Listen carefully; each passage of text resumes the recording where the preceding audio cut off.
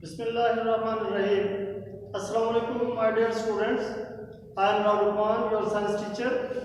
आज का जो साइंस से रिलेटेड हमारा टॉपिक है वो सोर्सेज और इफेक्ट्स ऑफ हीट से मुतल्लिक है, चैप्टर नंबर 9। ठीक है, तो यहाँ पर हम सबसे पहले जो हीट के सोर्सेज हैं उनके बारे में हम डिस्कस करेंगे सबसे पहले। ठीक है, तो ये है हमारा आज का टॉपिक। सबसे पहले हम डिस्कस करने जा रहे हैं सोर्सेज ऑफ हीट के, यानी जो हीट के कौन कौन से सोर्सेज हैं, कौन कौन से जराए से जो है वो हीट प्रोड्यूस होती है।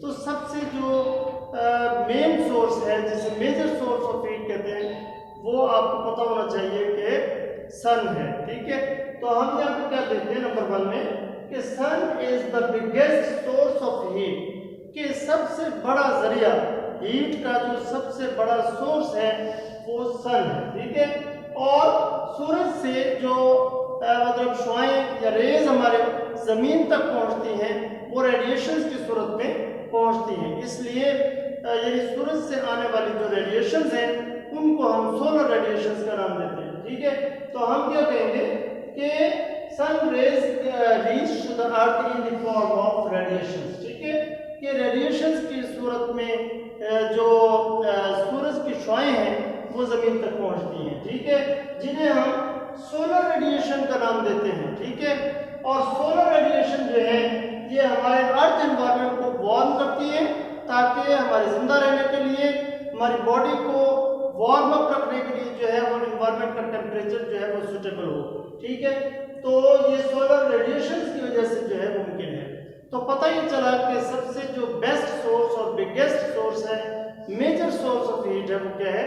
सन है। ठीक है, इसके बाद यानी कुछ और सोर्सेज भी हैं जिसकी बदौलत जो है वो हीट प्रोड्यूस होती है, जिसमें नंबर 2 हम पढ़ रहे हैं कि our body is warm and alive by heat produced by food during metabolism, कि जब हम खुराक खाते हैं यानी खाना खाते हैं या मतलब फूड जो है वो हम यानी हासिल करते हैं जिंदा रहने के लिए, तो जाहिर सी बात है कि जो हम खुराक खाते हैं उसका मेटाबॉलिज्म होगा, उसकी ब्रेकडाउन होगी, डाइजेशन होगी। ठीक है, जिसके नतीजे में यानी मेटाबॉलिज्म के नतीजे में जो है जब हीट जो है वो एसिमिलेशन के प्रोसेस से गुजरती है तो उस सूरत में जो है हीट प्रोड्यूस होती है जो हमारी बॉडी को वार्म अप करती है, जिसकी वजह से हम जिंदा रहते हैं। ठीक है, तो एक तो हो गया यानी बिगेस्ट सोर्स जो है वो सन है।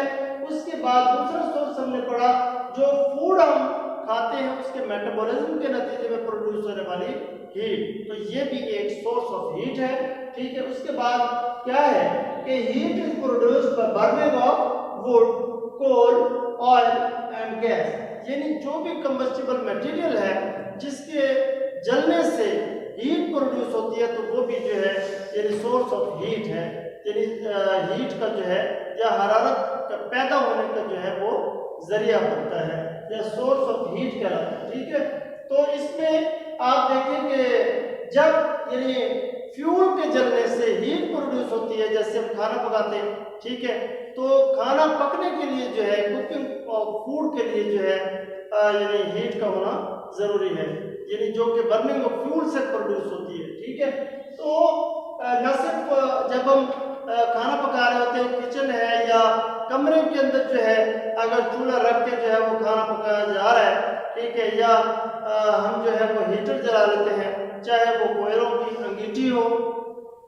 या यानी इलेक्ट्रिक या गैस हीटर हो, ठीक है, या गैस से चलने वाला चूल्हा हो, ठीक है, उस पर जब हम खाना पकाते हैं तो उसके नतीजे में जो हीट प्रोड्यूस होती है ना सिर्फ वो यानी खाना पकने के काम आती है, बल्कि हमारा जो है रूम भी उससे जो है वो वार्म अप हो जाता है सर्दियों में, जिसकी हमें जरूरत होती है। तो थर्ड पॉइंट पे हमने क्या पढ़ा कि heat is produced by burning of wood, coal, oil and gas, तो ये बर्निंग मटेरियल्स हैं, यानी कंबस्टिबल मटेरियल्स हैं, यानी फ्यूल कहलाते हैं। ठीक है, तो this heat is used to produce electricity. अब ये यानी फ्यूल से प्रोड्यूस होने वाली जो हीट है, यानी इसका एक कॉमन यूज जो है वो थर्मल पावर स्टेशन में भी है, जिसकी वजह से हम इलेक्ट्रिसिटी प्रोड्यूस करते हैं, जिसे थर्मल एनर्जी कहते हैं। ठीक है, तो थर्मल एनर्जी जो है प्रोड्यूस होती है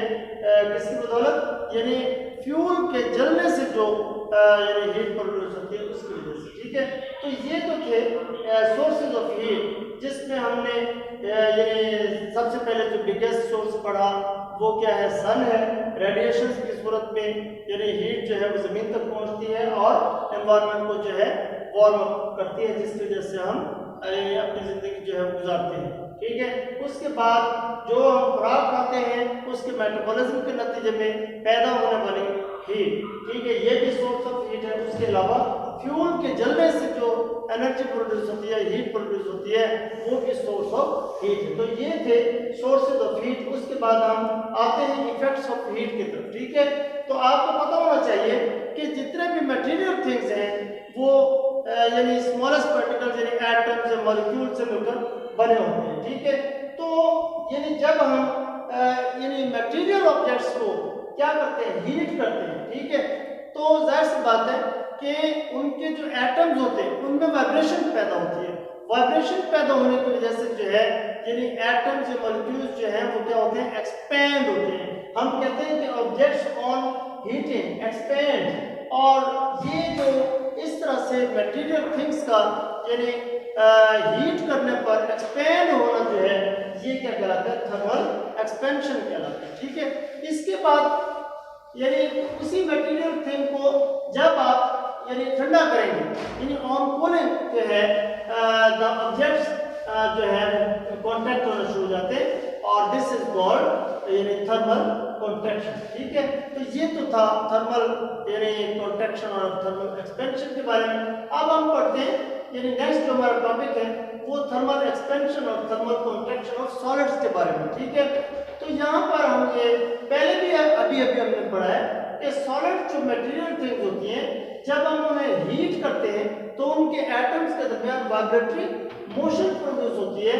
vibratory motion of the particles यानी बिकम फास्ट, यानी हीट करने पर जो है एटम्स में वाइब्रेटरी मोशन जो है वो फास्ट हो जाती है, जिसकी वजह से जो एटम्स हैं यानी एक दूसरे को पुश करना शुरू कर देते हैं। एक दूसरे को पुश करने की वजह से जो है वो एक दूसरे से दूर चले जाते हैं, उनके दरमियान जो है वो डिस्टेंस बढ़ जाता है और जिसके नतीजे में एक्सपेंशन ऑफ सॉलिड जो है वो प्रोड्यूस होती है। ठीक है, इसे क्या कहेंगे, थर्मल एक्सपेंशन।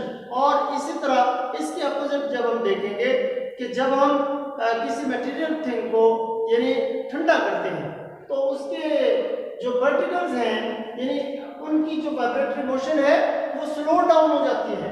ठीक है, जब स्लो डाउन होगी तो यानी जो एटम्स वाइब्रेट कर रहे थे अब वो चूंकि स्लो डाउन हो जाएंगे तो जिसकी वजह से जो है वो मटेरियल ऑब्जेक्ट जो है सॉलिड ऑब्जेक्ट जो है वो कॉन्ट्रैक्ट होना शुरू हो जाता है और इस चीज का नाम है थर्मल कॉन्ट्रैक्शन। ठीक है, तो यहाँ पर यानी फिगर 9.6 है 9.7 है ये मैंने बनाकर दिखाई है।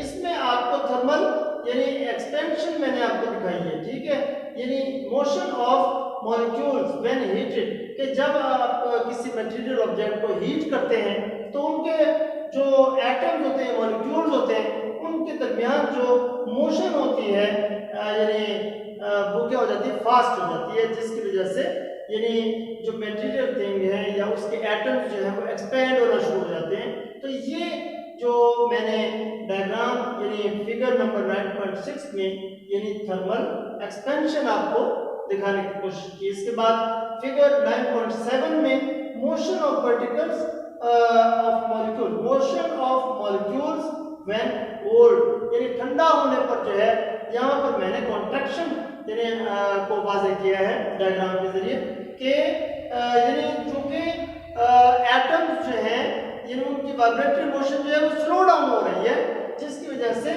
एटम्स फिर से एक दूसरे के करीब आने की कोशिश कर रहे हैं और करीब आने की वजह से जो है ये जो मटेरियल ऑब्जेक्ट है ये कॉन्ट्रैक्ट हो रहा है और ये थर्मल कॉन्ट्रैक्शन जो है वो डायग्राम के जरिए मैंने आपको दिखाई है। अब यहाँ पर एक एक्टिविटी आपको दी गई है आपके बुक में, यानी जिसमें आप देख सकते हैं कि थर्मल कॉन्ट्रैक्शन और थर्मल एक्सपेंशन को मैंने वाज़ेह किया है। कि इसमें आप क्या करेंगे, एक मेटालिक बॉब को जो है वो चेन की मदद से जो है एक स्टैंड पर जो है वो क्या करेंगे, फिक्स करेंगे चेन को, ठीक है, और इस मेटालिक बॉब को इस रिंग में से जो है वो गुजारेंगे।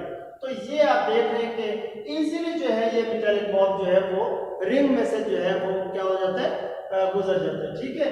लेकिन दूसरे यानी जो डायग्राम बी है इसमें आप क्या देख रहे हैं कि जब आप इस मेटालिक बॉब को क्या करेंगे, यानी हीट करेंगे, हीट करने की वजह से जो है इसमें एक्सपेंशन होगी और दोबारा से जब आप रिंग के अंदर से इसे पास ऑन करने की कोशिश करेंगे, क्योंकि इसका साइज जो है वो एक्सपेंशन की वजह से बढ़ गया है, तो ये आप देख रहे हैं कि रिंग में से नहीं गुजर पा रहा। तो ये क्या है, थर्मल एक्सपेंशन को ये फिगर जो है वो मतलब एक्सप्लेन कर रही है। और इसी तरह ये जो ए फिगर है तो ये जो है वो थर्मल कॉन्ट्रैक्शन को एक्सप्लेन कर रही है। तो ये था आज का हमारा टॉपिक, जिसमें हमने जो है वो सोर्सेज ऑफ हीट और इफेक्ट्स ऑफ हीट के बारे में पढ़ा। इसके अलावा थर्मल एक्सपेंशन ऑफ सॉलिड्स और कॉन्ट्रैक्शन ऑफ सॉलिड्स को डिस्कस किया। उम्मीद है आज का ये टॉपिक आपको क्लियर हो गया होगा। अगर इससे मतलब कोई भी कंफ्यूजन आपके जहन में हो, कोई भी प्रॉब्लम पेश आए, तो आप मेरे व्हाट्सएप नंबर पर मुझसे रब्ता कर सकते हैं। अल्लाह हाफ़िज़।